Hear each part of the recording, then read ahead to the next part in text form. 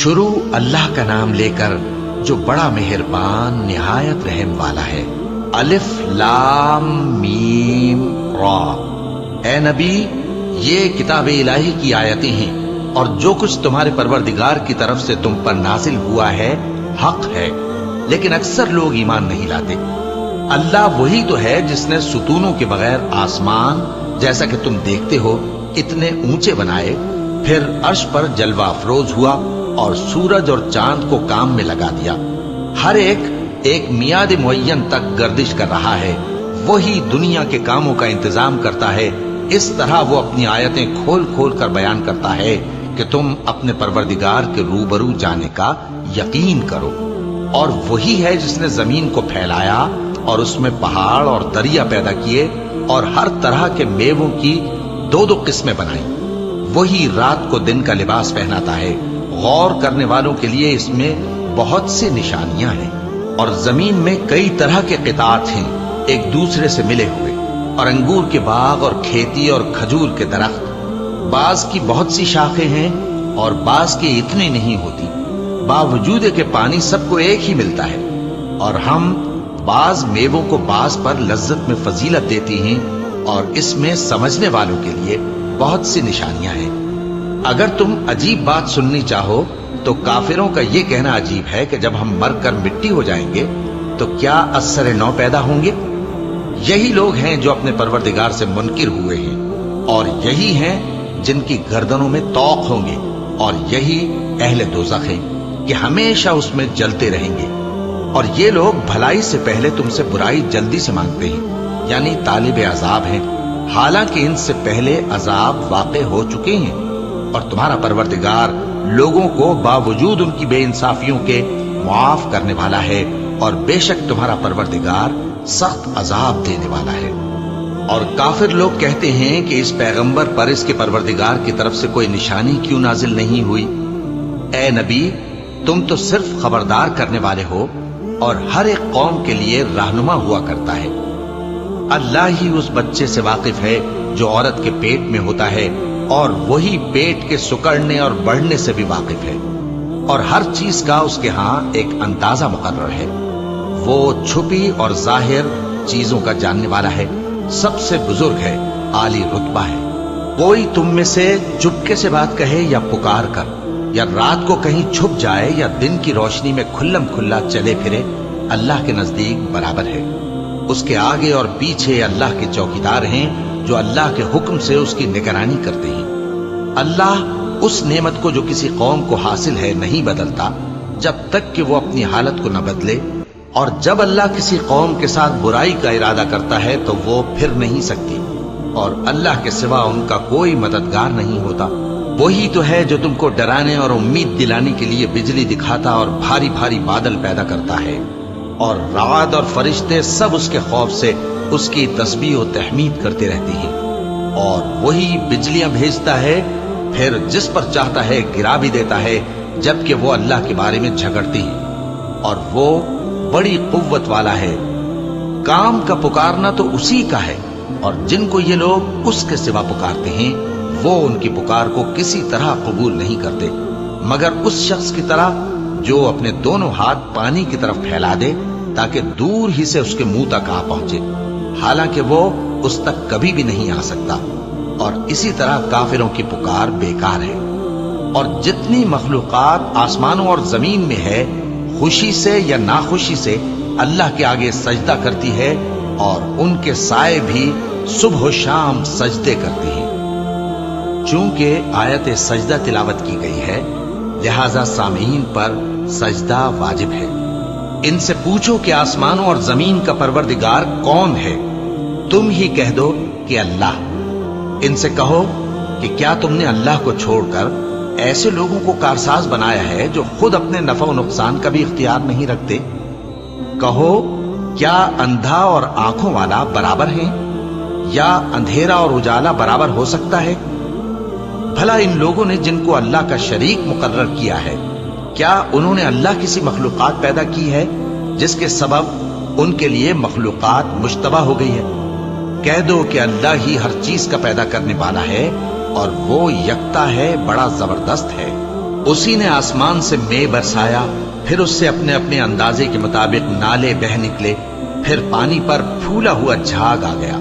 اور جس چیز کو زیور یا کوئی اور سامان بنانے کے لیے آگ میں تپاتے ہیں اس میں بھی ایسا ہی جھاگ ہوتا ہے۔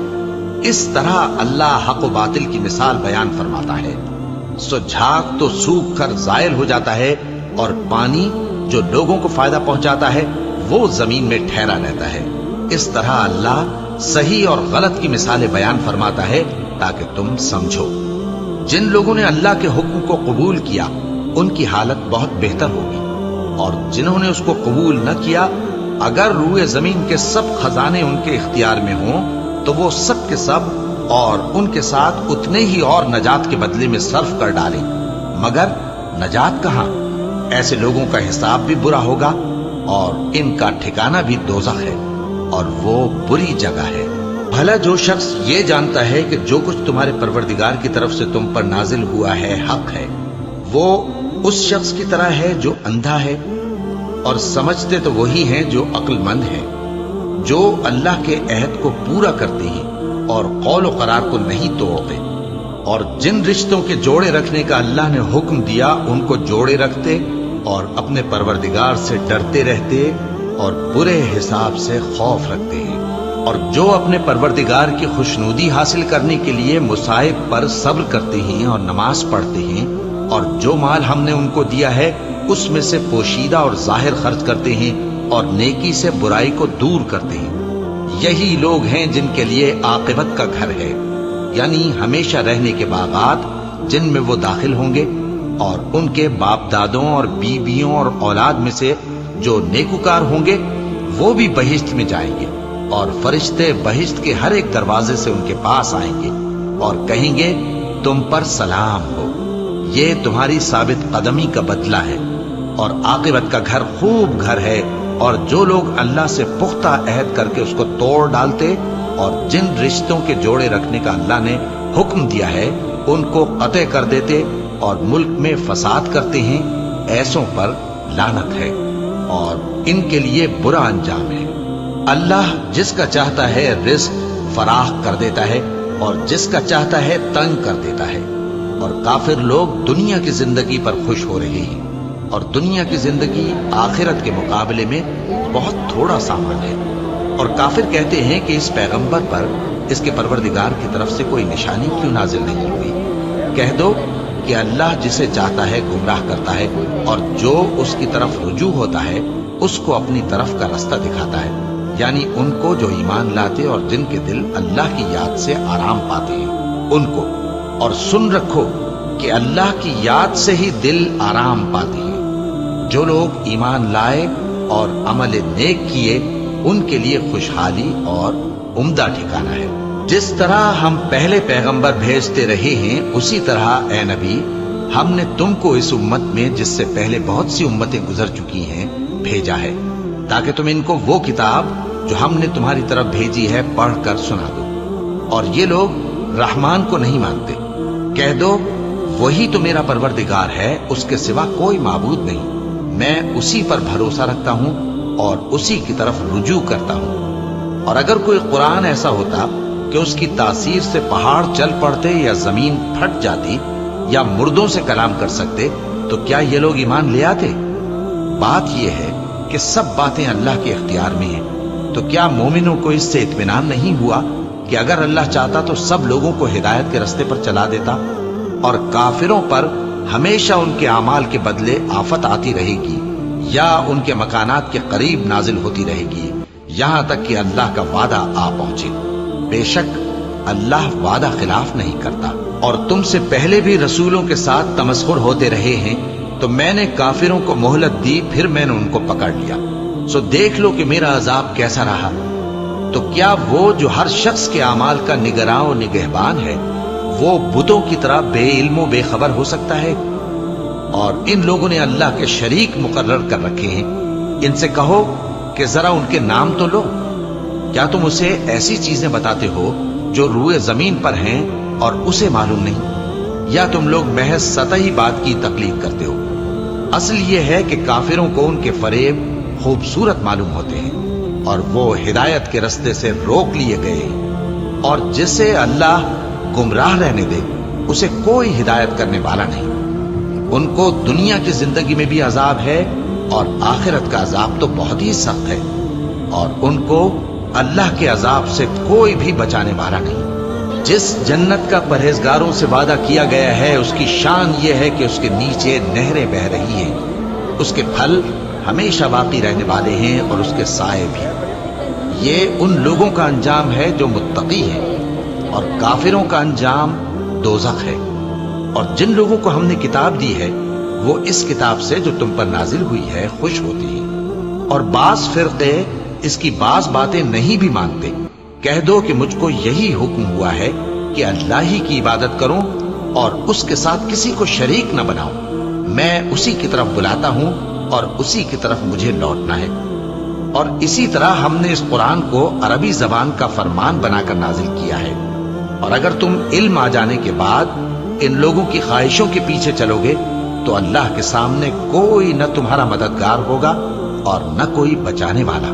और ए नबी, हमने तुमसे पहले भी पैगंबर भेजे थे और उनको बीबियां और औलाद भी दी थी, और किसी पैगंबर के इख्तियार की बात न थी कि अल्लाह के हुक्म के बगैर कोई निशानी ले आता। हर हुक्म कज़ा किताब में लिखा हुआ है। अल्लाह जिस चीज को चाहता है मिटा देता है और जिसको चाहता है बाकी रखता है, और उसी के पास असल किताब है। और अगर हम कोई अजाब जिसका इन लोगों से वादा करते हैं तुम्हें दिखाएं, यानी तुम्हारे रूबरू इन पर नाजिल करें, या तुम्हारी मुद्दत हयात पूरी कर दें, यानी तुम्हारे इंतकाल के बाद अजाब भेजें, तो तुम्हारा काम हमारे अहकाम का पहुंचा देना है और हमारा काम हिसाब लेना है। क्या इन्होंने नहीं देखा कि हम जमीन को उसके किनारों से घटाते चले आ रहे हैं, और अल्लाह जैसा चाहता है हुक्म करता है, कोई उसके हुक्म का रद्द करने वाला नहीं, और वो जल्द हिसाब लेने वाला है। जो लोग इनसे पहले थे वो भी बहुतेरी तदबीरें करते रहे हैं, सो तदबीर तो सब अल्लाह ही की होती है। हर शख्स जो कुछ कर रहा है अल्लाह उसे जानता है, और काफिर जल्द मालूम कर लेंगे कि आखिरत में अच्छा अंजाम किसके लिए होता है। और काफिर लोग कहते हैं कि तुम पैगंबर नहीं हो। कह दो कि मेरे और तुम्हारे दरमियान अल्लाह और वो शख्स जिसके पास किताब आसमानी का इल्म है बतौर गवाह काफी है।